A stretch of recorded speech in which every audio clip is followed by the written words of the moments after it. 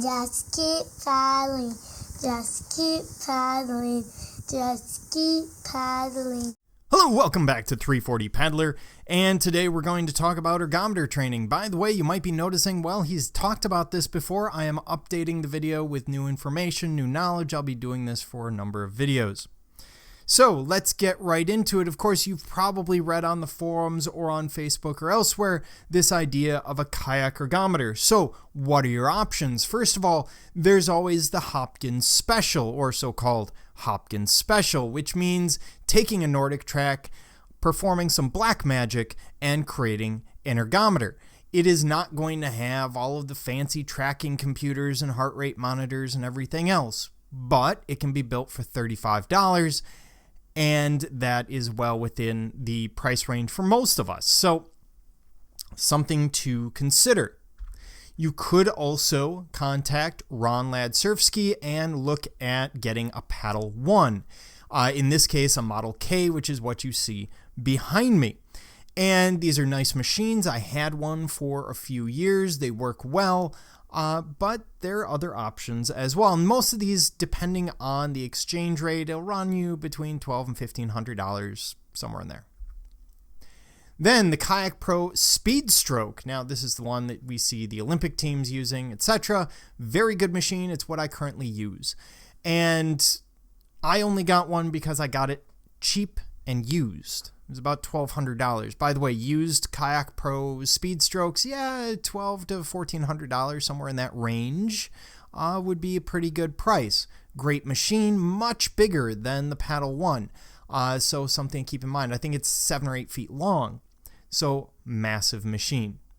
Now, let's say you don't have the money for these. After all, they are rare as hen's teeth. So what can you do? You could look at a rowing machine. There are some very well-known paddlers who do not use kayak ergometers, but rather use rowers during the winter. So that's another possibility. You could look at a hydraulic rower. These are quite inexpensive. They're readily available. You can usually pick them up at your local Goodwill or St. Vinny's or whatever your local thrift shop is for $10 or $20. The problem is they won't necessarily last real long. You can easily blow out the hydraulics. I actually blew out a hydraulic before I had kayak ergometers, etc. I had one of these just to try it out, and I blew out the hydraulic piston. All the oil came out. It was fantastic. My carpet really liked it. But it would be a good start if you don't have much available in the way of cash. Next step up would be something like a water rower. Now, you can find these very cheap on rare occasion, but generally they're running between $750 and $900 on the secondary market. So it's a great machine. You really can't break it. And it sounds nice. You've got the sloshing of the water and everything. Really great machine, but there is one other option considered sort of the gold standard in the rowers, which is, of course, your Concept 2. And there's lots of machines that mimic the Concept 2. Concept 2 will cost you around $900 to $1,000, give or take, on the secondary market. Cheaper than that, pick it up. Definitely worth it. So you can use a rower, you can use an ergometer. It doesn't honestly matter that much which one you use. I mean, yes, an ergometer is going to work on the obliques, on that twisting motion that you get in a kayak, surf ski, etc. But if you don't have the room for it or you don't have the availability, a rower might be a perfectly good option for you. It will work your back, your core, your legs, and be a good workout. So what do? You've got this fancy machine. What the heck are you supposed to do with it now? Well, most of us, including myself, when we start out, just sort of jump on it and go, yeah, let's do this. And then we realize that ergometers are incredibly boring and physically demanding and, fairly painful. You don't have the stimulus that you normally have elsewhere. So there are a couple of options. First of all, you could do long, slow distance training, although I don't recommend it on an ergometer. It doesn't work well for me. It does work well for others. I've read about people doing 3 and 4 hour workouts on ergometers. I have no idea how they do that.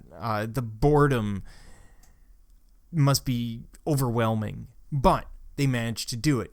Usually long, slow distance, you're running at in aerobic level, so you're trying not to get past your lactic threshold. You're basically at your all-day pace. Again, the problem is boredom, although there are tools, there are videos, there's podcasts, etc. that you could listen to. In my case, I tend to keep to intervals on the ergometer, and that's because I don't want to get into that boredom cycle that you get into. So an interval, in very basic terms, is you're doing some kind of sprint or speed work and then a recovery. And it doesn't have to be a sprint. It could be I'm doing a mile at this pace and then I'm doing a rest in between. It could be a number of things. Now, in the past, I would have told you, do, say, 400-meter sprints, do 1,000-meter, maybe 2,500, and that's about the guidance I would have given you, because it's kind of tricky to do. But I found a better system, and this only works on iPhones right now, as far as I can find. But it's called KWinterErg. It is by Robert Hartman, and this whole thing was laid out by Eric Borgness. Now, you don't know who Eric Borgness is.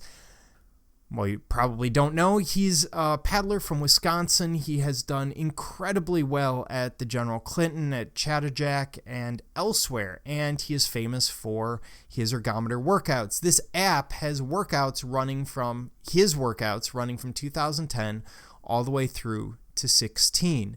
12 to 13 and 15 to 16, he really laid out very, very well. It's laid out by week, so it will tell you what workout, and you'll see something like this. So he does a lot of interval. He uses an idea called M-pace or marathon pace, which you determine every 2 weeks, and then you go ahead and use that, so M minus 5 seconds split, etc., for each workout for the next 2 weeks. Great way of doing it. Keeps you steady, keeps you from overdoing it, which is really easy in intervals. The other thing about the ergometer is you should focus on using it for technique more than anything else. On an ergometer, you don't have to worry about balance. You don't have to worry about wind and weather, so it's the perfect time to focus on that technique. What should your arm be doing at the catch? What's your recovery arm doing? How is that leg drive functioning? Where are your hips moving? How is everything moving together? Great time to work on that. So, fantastic use of the ergometer. Ultimately, just keep in mind when you move outside, just because you can do 7.5 miles an hour for an hour on an ergometer does not mean you're going to do it in the water, because the ergometer doesn't have drag. It doesn't have wetted surface area and prismatic coefficient and everything else working for or against it. So make sure that you're a little on the conservative side when you start out outside, and then you can always accelerate from there. That's perfectly fine, but you don't want to get out there and smash up your shoulders or your elbows the first time you're on the water. So, till next time, keep your paddle in the water.